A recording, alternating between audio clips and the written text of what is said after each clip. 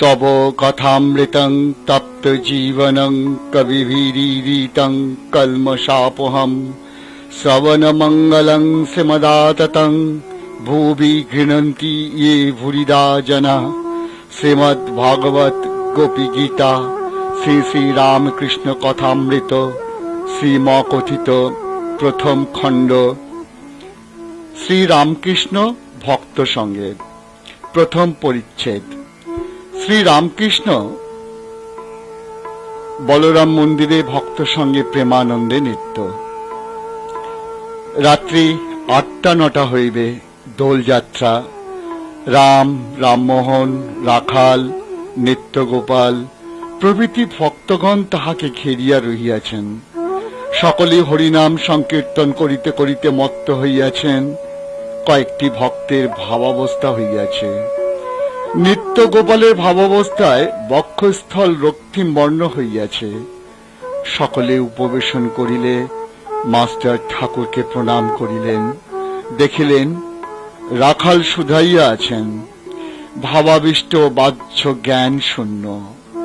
ঠাকুর তাহার বুকে হাত দিয়া শান্ত হও, শান্ত হও এই বলিতেছেন।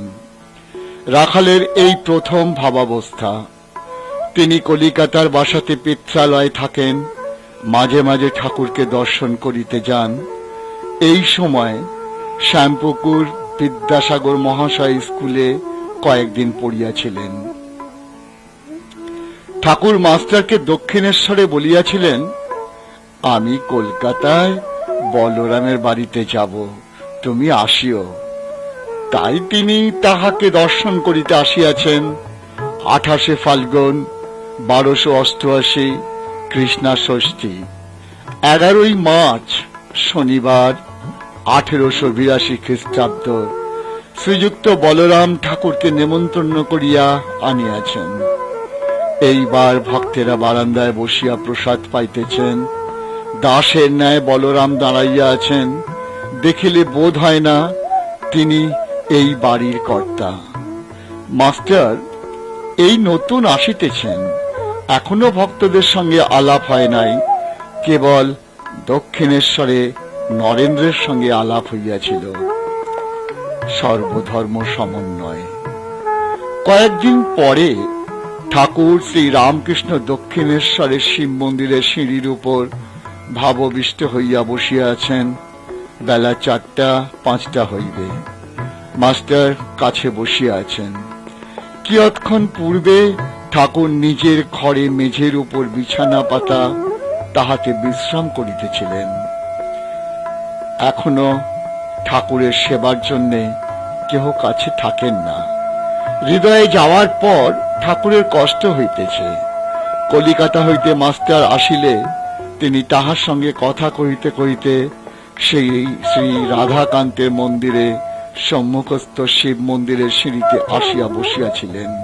কিন্তু মন্দির দৃষ্টে হঠাৎ ভাবাবিষ্ট হইয়াছেন।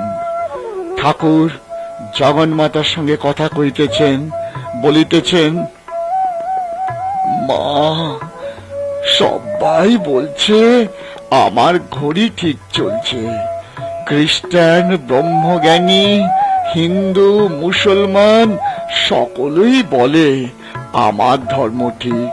কিন্তু মা কারুর ঘড়ি তো ঠিক চলছে না।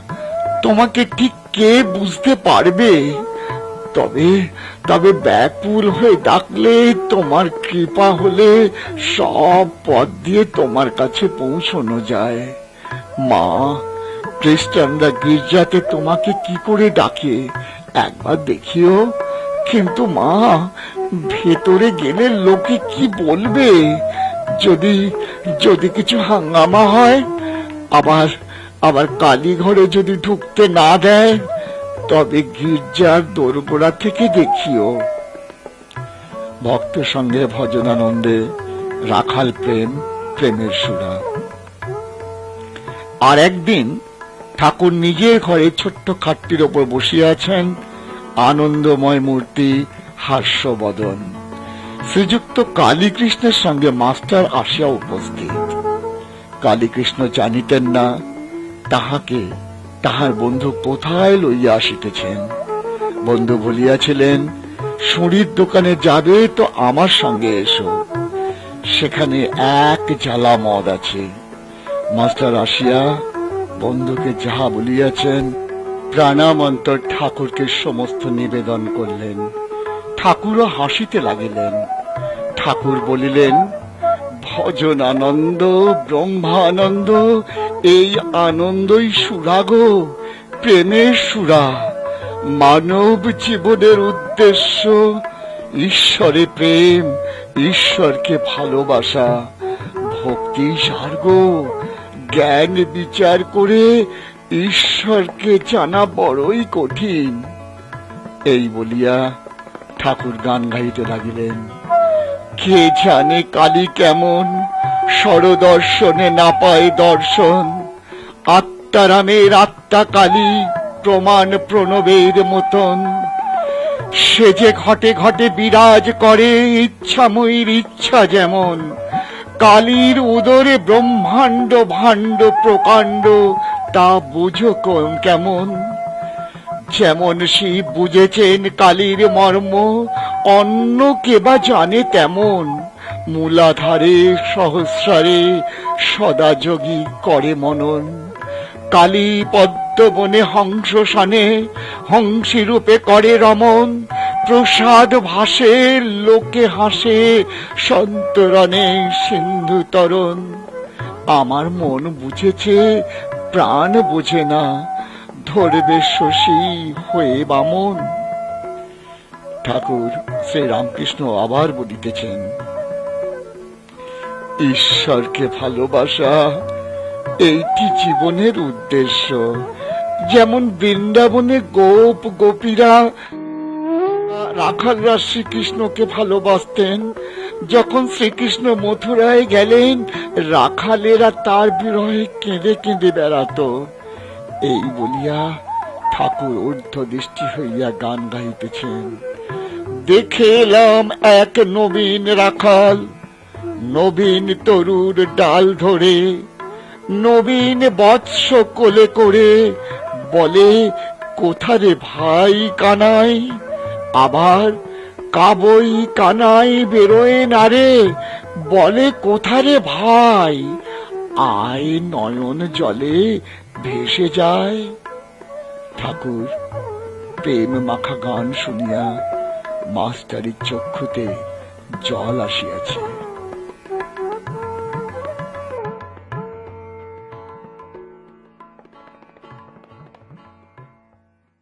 শ্রীরামকৃষ্ণ শ্যাম্পু করে প্রাণকৃষ্ণের বাটিতে। ঠাকুর শ্রীরামকৃষ্ণ কলিকাতায় আজ শুভ আগমন করিয়াছেন। শ্রীযুক্ত প্রাণকৃষ্ণ মুখোপাধ্যায়ের শ্যামপুকুর বাটিতে দ্বিতলায় বৈঠকখানা ঘরে ভক্ত সঙ্গে বসিয়া আছেন। এই মাত্র ভক্ত সঙ্গে বসিয়া প্রসাদ পাইয়াছেন।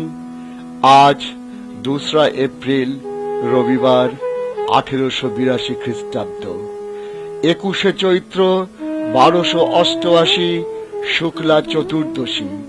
এখন বেলা 1টা-2টা হইবে। কাপ্তেন ওই পাড়াতেই থাকেন। ঠাকুরের ইচ্ছা এ বাড়িতে বিশ্রামের পর কাপ্তেনের বাড়ি হইয়া তাহাকে দর্শন করিয়া কমলকুঠি নামক বাড়িতে শ্রীযুক্ত কেশব সেনকে দর্শন করিতে যাইবেন। প্রাণকৃষ্ণের বৈঠকখানায় বসিয়া আছেন রাম, মনমোহন, কেদার, সুরেন্দ্র, গিরীন্দ্র, রাখাল, বলরাম, মাস্টার প্রভৃতি ভক্তেরা উপস্থিত। পাড়ার বাবুরাও, অন্যান্য নিমন্ত্রিত ব্যক্তিরাও আছেন। ঠাকুর কি বলেন শুনিবার জন্য সকলেই উৎসুক হইয়া আছেন। ঠাকুর বলিতেছেন, ঈশ্বর ও তাহার ঐশ্বর্য, এই জগৎ তার ঐশ্বর্য। কিন্তু ঐশ্বর্য দেখেই সকলে ভুলে যায়। যার ঐশ্বর্য তাকে খোঁজে না। কামিনী কাঞ্চন ভোগ করতে সকলে চায়, কিন্তু দুঃখ অশান্তি বেশি। সংসার যেন বিশালাক্ষীর নৌকা দয়ে একবার পড়লে আর রক্ষা নাই। শেকুল কাটার মতো, এক ছাড়ে তো আর এক জড়ায়। গোলক ধান্দায় একবার ঢুকলে বেরোনো মুশকিল, মানুষ যেন ঝলসা পোড়া হয়ে যায়। একজন ভক্ত: এখন উপায়? শ্রীরামকৃষ্ণ: উপায় সাধু সঙ্গ আর প্রার্থনা।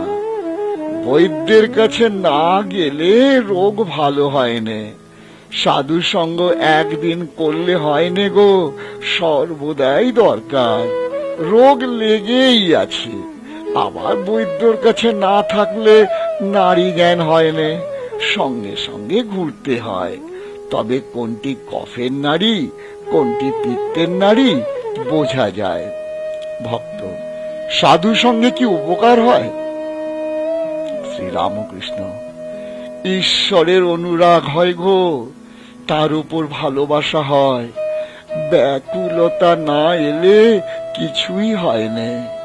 সাধু সঙ্গ করতে করতে ঈশ্বরের জন্য প্রাণ ব্যাকুল হয়।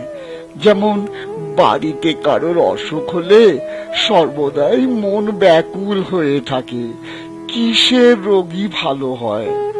আবার কারোর যদি কর্ম যায়, সে ব্যক্তি যেমন অফিসে অফিসে ঘুরে বেড়ায়, ব্যাকুল হতে হয় সেই রূপ।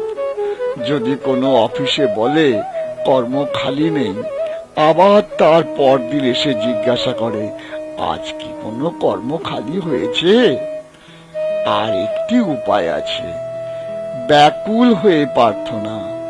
তিনি যে আপনার লোক, তাকে বলতে হয় তুমি কেমন, দেখা দাও, দেখা দিতেই হবে। তুমি আমাকে সৃষ্টি করেছ কেন? শিখরা বলেছিল ঈশ্বর দয়াময়, আমি তাদের বলেছিলাম দয়াময় কেন বলবো? তিনি আমাদের সৃষ্টি করেছেন যাতে আমাদের মঙ্গল হয়, তা যদি করেন সে কি আর আশ্চর্য? মা বাপ ছেলেকে পালন করবে, সে আবার দয়া কি গা? সে তো করতেই হবে। তাই তাকে জোর করে প্রার্থনা করতে হয়। তিনি যে আপনার মা, আপনার বাপ। ছেলে যদি খাওয়া ত্যাগ করে, বাপ মা 3 বছর আগেই হিস্সা ফেলে দেয়। আবার যখন ছেলে পয়সা চায় আর পুনঃ পুনঃ বলে মা তোর 2টি পায়ে পড়ি, আমাকে 2টি পয়সা দে, মা তখন বেজার হয়ে তার ব্যাকুলতা দেখে পয়সা ফেলে দেয়। সাধু সঙ্গ করলে আর একটি উপকার হয়, সৎ সৎ বিচার। সৎ নিত্য পদার্থ অর্থাৎ ঈশ্বর, অসৎ অর্থাৎ অনিত্য। অসৎ পথে মন গেলেই বিচার করতে হয়। হাতি পরের কলা গাছ খেতে সুর বাড়ালেই সেই সময় মাহুত ডাঙস মারে। প্রতিবেশী: মহাশয়, পাপ বুদ্ধি কেন হয়? শ্রীরামকৃষ্ণ: তার জগতে সকল রকম আছে। সাধু লোক তিনি করেছেন, দুষ্ট লোক তিনি করেছেন। সৎ বুদ্ধি তিনিই দেন, অসৎ বুদ্ধিও তিনিই দেন। প্রতিবেশী: তবে পাপ করলে আমাদের কোনো দায়িত্ব নেই? শ্রীরামকৃষ্ণ: ঈশ্বরের নিয়ম যে পাপ করলে তার ফল পেতে হবে। লঙ্কা খেলে তার ঝাল লাগবে না? সেজবাবু বয়সকালে অনেক রকম করেছিল, তাই মৃত্যুর সময় নানা রকম অসুখ হলো। কম বয়সে এত ঢের পাওয়া যায় না গো। কালীবাড়িতে ভোগ রাঁধবার অনেক সুন্দরী কাঠ থাকে। ভিজে কাঠ প্রথমটা বেশ জ্বলে যায়, তখন ভেতরে যে জল আছে টের পাওয়া যায় না।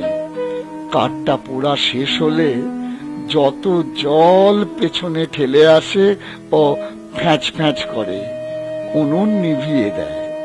তাই কাম, ক্রোধ, লোভ এসব থেকে সাবধান হতে হয়। দেখো না, হনুমান ক্রোধ করে লঙ্কা দগ্ধ করেছিল। শেষে মনে পড়ল অশোক বনে সীতা আছে। তখন তখন ছটফট করতে লাগলো, পাছে পাছে সীতার কিছু হয়। প্রতিবেশী: তবে ঈশ্বর দুষ্ট লোক করলেন কেন?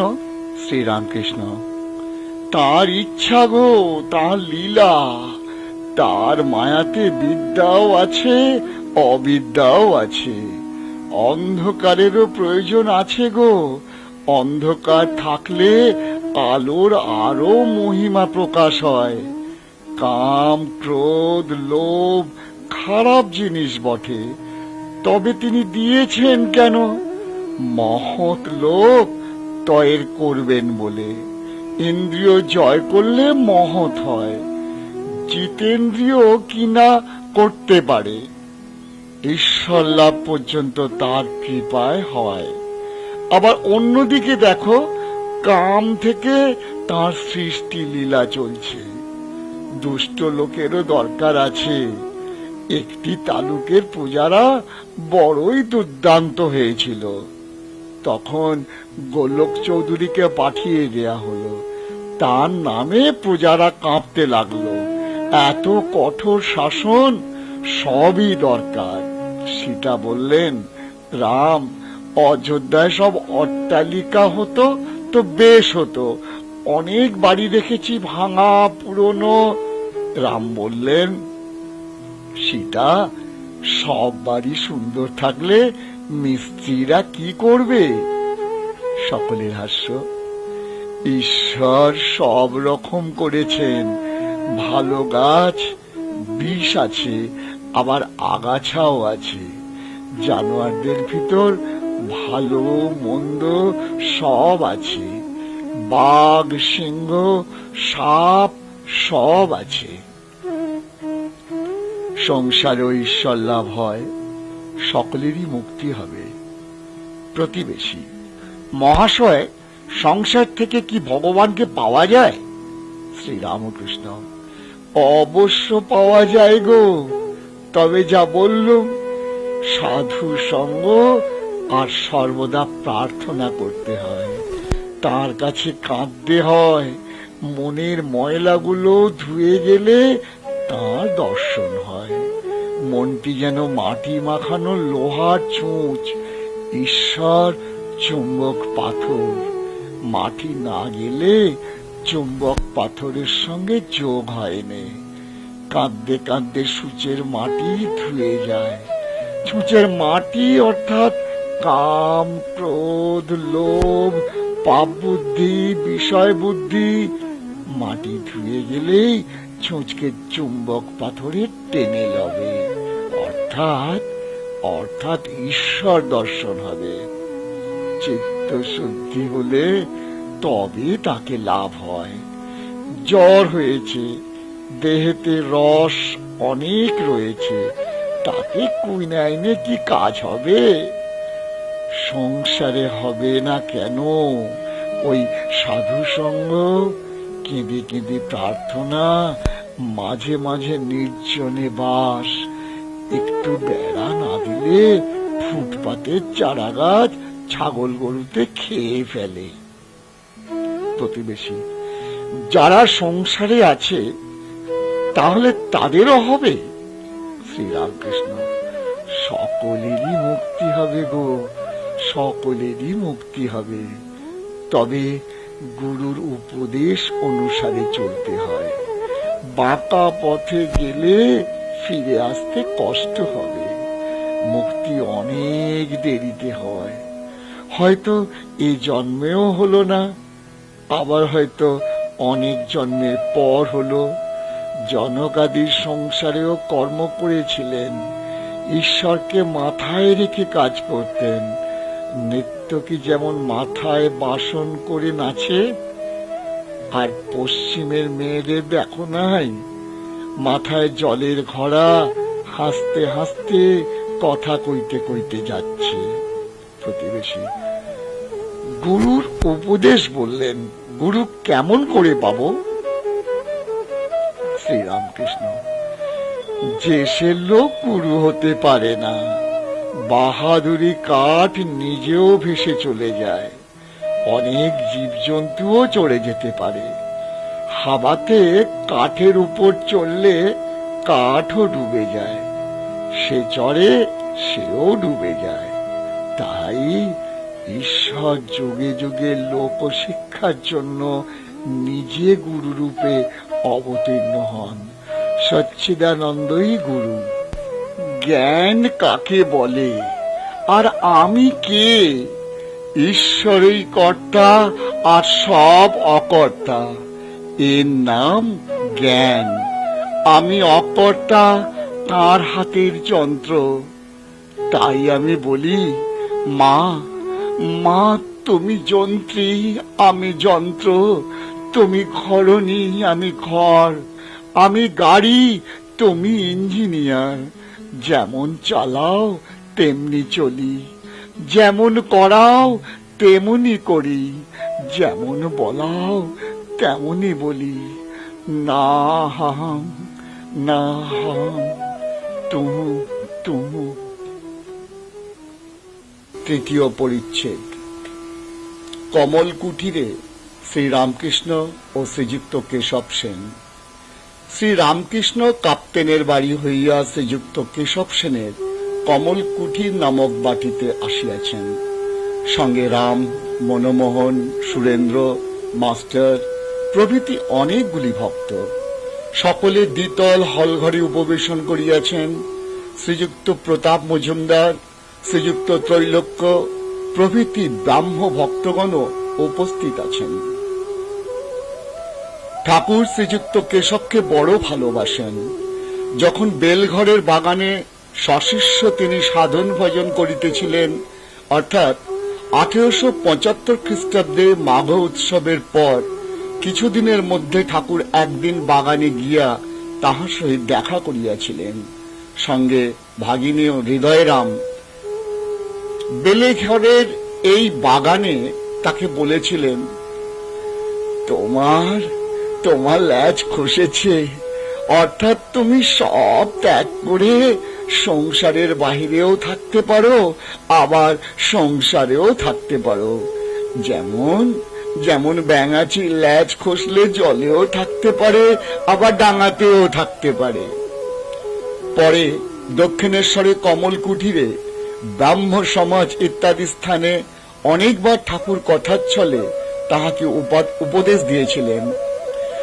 নানা পথ দিয়ে, নানা ধর্মের ভিতর দিয়ে ঈশ্বর লাভ হতে পারে। মাঝে মাঝে নির্জনে সাধন ভজন করে ভক্তি লাভ করে সংসারে থাকা যায়। জনকাদি ব্রহ্ম জ্ঞান লাভ করে সংসারে ছিলেন। ব্যাকুল হয়ে তাকে ডাকতে হয় গো, তবে দেখা দেন। তোমরা যা করো নিরাকার সাধন, সে খুব ভালো।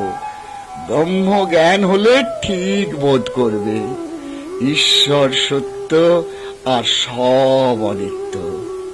ব্রহ্ম সত্য, জগৎ মিথ্যা। সনাতন হিন্দু ধর্মের সাকার নিরাকার দুই মানে। নানাভাবে ঈশ্বরের পূজা করে শান্ত, দাস্য, সখ্য, বাৎসল্য, মধুর। রোশন চৌকিওয়ালারা একজন শুধু পোঁ ধরে বাজায়, তার মাসিতে 7 ফোঁকর আছে, কিন্তু আরো একজন তারও 7 ফোঁকর আছে, সে নানা রাগরাগিনী বাজায়। তোমরা সাকার মানো না, তাতে কিছু ক্ষতি নাই, নিরাকারে নিষ্ঠা থাকলেই হলো। তবে সাকারবাদীতে টানটুকু নেবে। মা বলে, তাকে ডাকলে ভক্তি প্রেম আরো বাড়ে। কখনো দাস্য, কখনো সখ্য, কখনো বাৎসল্য, কখনো মধুর ভাব। কোনো কামনা নাই, তাকে ভালোবাসি, এটি বেশ। এর নাম অহেতুকী ভক্তি। টাকা কড়ি মান সম্ভ্রম কিছুই চাই না, কেবল তোমার পাদপদ্মে ভক্তি। বেদ পুরাণ তন্ত্রে এক ঈশ্বরের কথাই আছে ও তাহার লীলার কথা। জ্ঞান ভক্তি দুই আছে, সংসারে দাসীর মতো থাকবে। দাসী সব কাজ করে, কিন্তু দেশে মন পড়ে আছে। মনিবের ছেলেদের মানুষ করে, বলে আমার হরি আমার রাম, কিন্তু কিন্তু জানে ছেলে আমার নয়। তোমরা যে নির্জনে সাধন করছো এ খুব ভালো, তার কৃপা হবে। জনক রাজা নির্জনে কত সাধন করেছিলেন, সাধন করলে তবে তো সংসারে নির্লিপ্ত হওয়া যায় গো।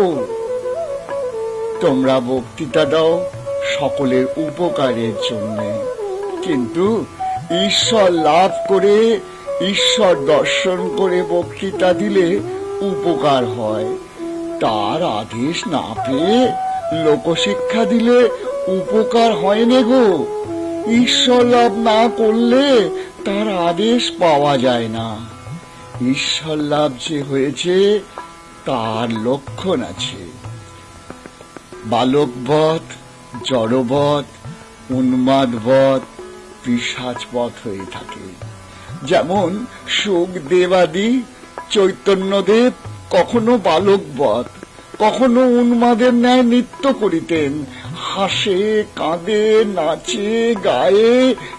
পুরীধামে যখন ছিলেন তখন অনেক সময় জ্বর সমাধিতে থাকতেন। শ্রীযুক্ত কেশবের হিন্দু ধর্মের উপর উত্তরোত্তর শ্রদ্ধা। এইরূপ নানা স্থানে শ্রীযুক্ত কেশব চন্দ্র সেনকে শ্রীরামকৃষ্ণ কথার ছলে নানা উপদেশ দিয়েছিলেন। বেলঘরের বাগানে প্রথম দর্শনের পর কেশব 28 মার্চ 1875 রবিবার মিরার সংবাদপত্রে লিখিয়াছিলেন, আমরা অল্প দিন হইল দক্ষিণেশ্বরে পরমহংস রামকৃষ্ণকে বেলঘরের বাগানে দর্শন করিয়াছি। তাহার গভীরতা, অন্তর্দৃষ্টি, বালক স্বভাব দেখিয়া আমরা মুগ্ধ হইয়াছি।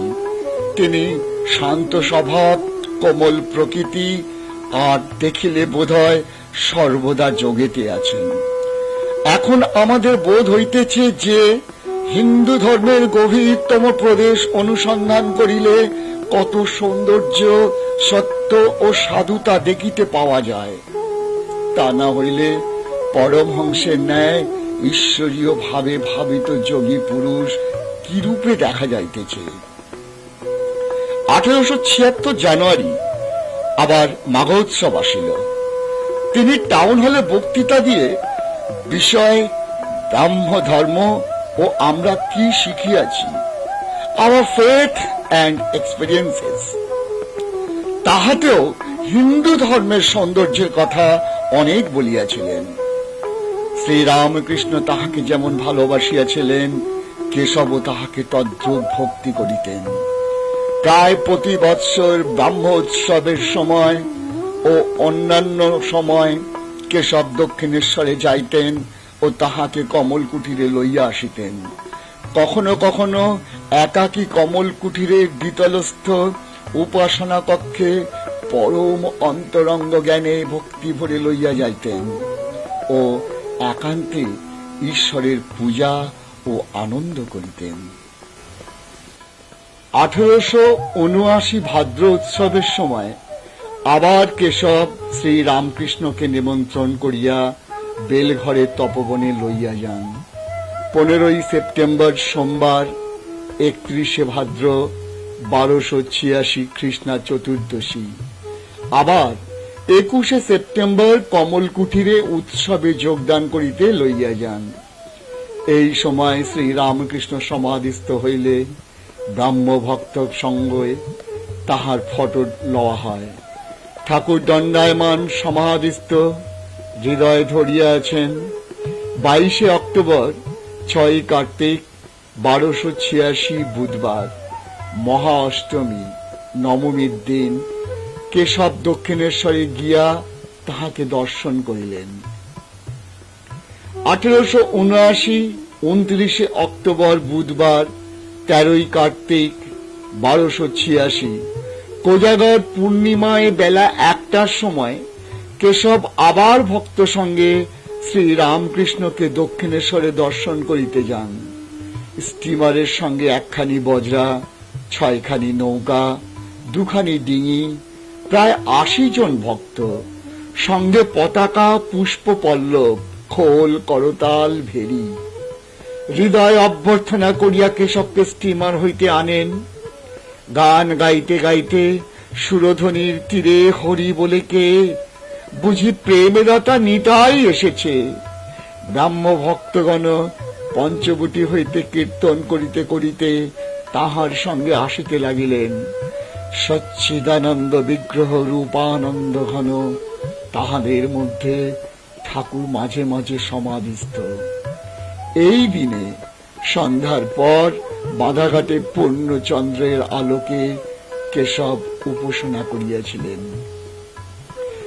উপাসনার পর ঠাকুর বলিতেছেন, তোমরা বলো ব্রহ্ম আত্মা ভগবান, ব্রহ্ম মায়া জীব জগৎ, ভাগবত ভক্ত ভগবান। কেশব আদি ব্রাহ্ম ভক্তগণ সেই চন্দ্রালোকে ভাগীরথী তীরে সমস্বরে শ্রী রামকৃষ্ণের সঙ্গে সঙ্গে ওই সকল মন্ত্র ভক্তি ভরে উচ্চারণ করিতে লাগিলেন। শ্রী রামকৃষ্ণ আবার যখন বলিলেন, বলো গুরু কৃষ্ণ বৈষ্ণব, তখন কেশব আনন্দে হাসিতে হাসিতে বলিতেছেন, মহাশয় এখন অত দূর নয়। গুরু কৃষ্ণ বৈষ্ণব আমরা যদি বলি, লোকে বলিবে গোঁড়া। শ্রী রামকৃষ্ণকেও হাসিতে লাগিলেন, বলিলেন, বেশ, তোমরা যতদূর পারো তাহাই বলো।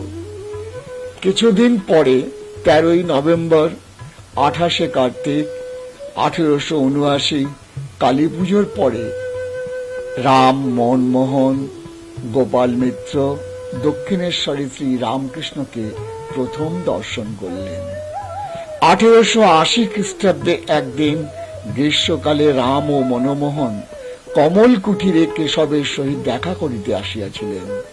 তাহাদের ভারী ইচ্ছা জানিতে চাইল, কেশববাবু ঠাকুরকে কিরূপ মনে করেন। তাহারা বলিলেন, কেশব বাবুকে জিজ্ঞাসা করাতে বলিলেন, দক্ষিণেশ্বরে পরমহংস সামান্য নহেন, এক্ষণে পৃথিবীর মধ্যে যত বড় লোক কেউ নাই। ইনি এত সুন্দর, এত অসাধারণ ব্যক্তি, ইহাকে অতি সাবধানে সন্তর্পণে রাখতে হয়। অযত্ন করলে এর দেহ থাকবে না। যেমন সুন্দর মূল্যবান জিনিস গ্লাস কেসে রাখতে হয়। ইহার কিছুদিন পরে 1881 মাঘ উৎসবের সময় জানুয়ারি মাসে কেশব শ্রী রামকৃষ্ণকে দর্শন করিতে দক্ষিণেশ্বরে যান। তখন রাম, মনমোহন, জয়গোপাল প্রভৃতি অনেকে উপস্থিত ছিলেন। 1803 সন পয়লা শ্রাবণ, কৃষ্ণা চতুর্থী 1288, শুক্রবার 15ই জুলাই 1881, কেশব আবার শ্রী রামকৃষ্ণকে দক্ষিণেশ্বরে হইতে স্টিমারে তুলিয়া লন। 1881 নভেম্বর মাসে মনমোহনের বাটিতে যখন ঠাকুর শুভ আগমন করেন ও উৎসব হয়, তখনও কেশব নিমন্ত্রিত হইয়া উৎসবে যোগদান করেন। শ্রীযুক্ত ত্রৈলোক্য প্রভৃতি গান করিয়াছিলেন। 1881 ডিসেম্বর মাসে রাজেন্দ্র মিত্রের বাটিতে শ্রী রামকৃষ্ণ নিমন্ত্রিত হইয়া যান। শ্রীযুক্ত কেশবও গিয়েছিলেন। বাটিটি ঠনঠনে বেচু চ্যাটার্জি স্ট্রিটে। রাজেন্দ্র রাম ও মনমোহনের মেসমশাই। রাম, মনমোহন ব্রাহ্ম ভক্ত রাজমোহন রাজেন্দ্র কেশবকেও সংবাদ দেন ও নিমন্ত্রণ করেন। কেশবকে যখন সংবাদ দেয়া হল, তখন তিনি ভাই অঘরনাথের শোকে অশৌচ গ্রহণ করিয়াছিলেন। প্রচারক ভাই অঘর 24 অগ্রহায়ণ 8ই ডিসেম্বর বৃহস্পতিবারে লখনৌ নগরে দেহত্যাগ করেন। সকলে মনে করিলেন কেশব বুঝি আসিতে পারিবেন না। কেশব সংবাদ পাইয়া বলিলেন, সে কি, পরমহংস মহাশয় আসিবেন আর আমি যাইব না? অবশ্য যাইব, অশৌচ, তাই আমি আলাদা জায়গায় খাব। মনমোহনের মাতা ঠাকুরনী পরম ভক্তিমতী শ্যামাসুন্দরী দেবী ঠাকুরকে পরিবেশন করিয়াছিলেন। রাম খাবার সময় দাঁড়াইয়াছিলেন। যেদিক রাজেন্দ্রের বাটিতে শ্রী রামকৃষ্ণ শুভ আগমন করেন, সেই দিন অপরাহ্নে সুরেন্দ্র তাহাকে লইয়া চীনাবাজারে তাহার ফটোগ্রাফ লইয়াছিলেন। ঠাকুর দণ্ডায়মান সমাধিস্থ। উৎসবের দিবসে মহেন্দ্র গোস্বামী ভাগবত পাঠ করিলেন।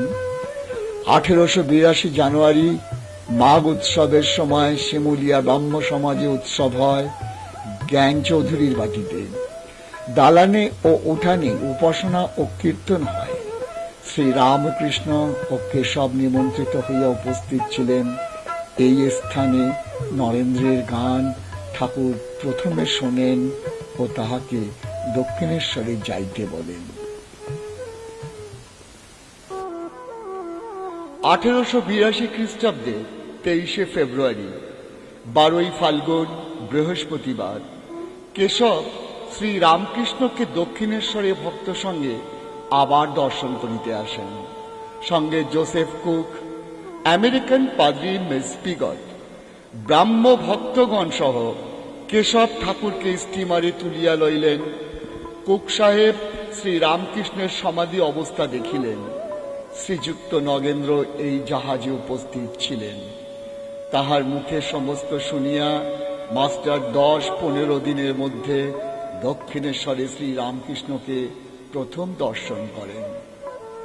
3 মাস পরে এপ্রিল মাসে শ্রী রামকৃষ্ণ কমল কুঠিরে কেশবকে দেখিতে আসেন। তাহারই একটু বিবরণ এই পরিচ্ছেদে দেয়া হইল। শ্রী রামকৃষ্ণের কেশবের প্রতি স্নেহ, জগন্মাতার কাছে ডাব চিনি মানা। আজ কমল কুঠিরে সেই বৈঠকখানা ঘরে ঠাকুর শ্রী রামকৃষ্ণ ভক্ত সঙ্গে উপবিষ্ট। 2 এপ্রিল 1882 বেলা 5টা। কেশব ভিতরে ঘরে ছিলেন। তাহাকে সংবাদ দেয়া হইল। তিনি জামা চাদর পরিয়া আসিয়া প্রণাম করিলেন। তাহার ভক্ত বন্ধু কালীনাথ বসু পীড়িত তাহাকে দেখিতে যাইতেছেন। ঠাকুর আসিয়াছেন, কেশবের আর যাওয়া হইল না।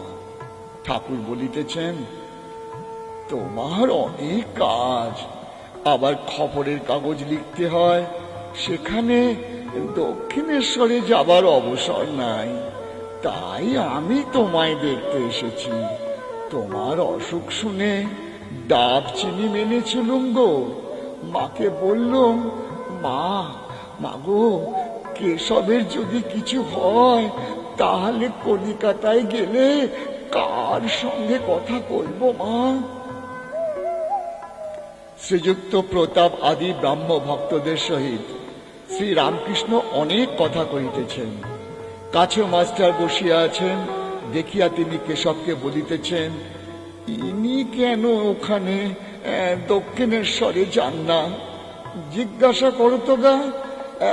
এত ইনি বলেন মাপ ছেলেদের ওপর মন নাই। মাস্টার সবে 1 মাস ঠাকুরের কাছে যাতায়াত করিতেছেন। শেষে যাইতে কয়েকদিন বিলম্ব হইয়াছে, তাই ঠাকুর এইরূপ কথা বলিতেছেন। ঠাকুর বলিয়া দিয়াছেন, আসতে দেরি হলে আমায় পত্র দেবে। ব্রাহ্ম ভক্তেরা শ্রীযুক্ত শ্যামাধাইকে দেখাইয়া ঠাকুরকে বলিতেছেন, ইনি পণ্ডিত, বেদ আদি শাস্ত্র বেশ পড়িয়াছেন। ঠাকুর বলিতেছেন, হ্যাঁ গা, এই চক্ষু দিয়া এর ভেতরটি দেখা যাচ্ছে, যেমন শার্শির দরজার ভেতর দিয়া ঘরের ভেতরকার জিনিস দেখা যায়। শ্রীযুক্ত তৈলক্য গান গাইতেছেন। গান গাইতে গাইতে সন্ধ্যা বাতি জ্বালা হইল। গান চলিতে লাগিল। গান শুনিতে শুনিতে ঠাকুর হঠাৎ দণ্ডায়মান, আর মার নাম করিতে করিতে সমাধিস্থ। কিঞ্চিৎ প্রকৃতিস্থ হইয়াই নিজেই নৃত্য করিতে করিতে গান ধরিলেন। সুরাপান করি না আমি, সুধা খাই জয় কালী বলে, মন মাতালে মাতাল করে, মদ মাতালে মাতাল বলে।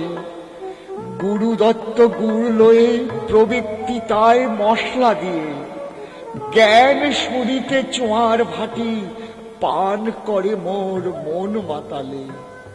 মূল মন্ত্র যন্ত্র ভরা শোধন করি বলে তারা, প্রসাদ বলে এমন সুরা খেলে চতুর্বর্গ মেলে। শ্রীযুক্ত কেশবকে ঠাকুর স্নেহপূর্ব নয়নে দেখিতেছেন, যেন কত আপনার লোক, আর যেন ভয় করিতেছেন কেশব পাছে অন্য কারু অর্থাৎ সংসারে হয়। তাহার দিকে তাকাইয়া আবার গান ধরিলেন। কথা বলতে ডরাই, না বললেও ডরাই, মনের সন্দেহ হয় পাছে তোমাথনে হারাই হারাই। আমি জানি যে মন তোর, দিলাম তোর সেই মন তোর, এখন মন তোর, যে মন্ত্রে বিপদেতে তরি তরাই। আমরা জানি যে মন তোর, দিলাম তোরে সেই মন তোর, এখন মন তোর। অর্থাৎ সব ত্যাগ করে ভগবানকে ডাকো, তিনি সত্য আর সব অনিত্য। তাকে না লাভ করলে কিছুই হলো না, এই মহামন্ত্র। আবার উপবেশন করিয়া ভক্ত সঙ্গেদের সঙ্গে কথা কইতেছেন। তাহাকে জল খাইবার জন্য উদ্যোগ হইতেছে। হল ঘরের এক পাশে একটি ব্রাহ্ম ভক্ত পিয়ানো বাজাইতেছেন। শ্রীরামকৃষ্ণ হাস্যবদন বালকের ন্যায় পিয়ানোর কাছে গিয়া দাঁড়াইয়া দেখিতেছেন। একটু পরেই অন্তপুরে তাহাকে লইয়া যাওয়া হইল। জল খাইবেন, আর মেয়েরাও প্রণাম করিবেন। ঠাকুর শ্রীরামকৃষ্ণের জল সেবা হইল। এইবার তিনি গাড়িতে উঠিলেন। ব্রাহ্ম ভক্তেরা সকলেই গাড়ির কাছে দাঁড়াইয়া আছেন। কমল কুটির হইতে গাড়ি দক্ষিণেশ্বরে মন্দিরাভিমুখে যাত্রা করিল।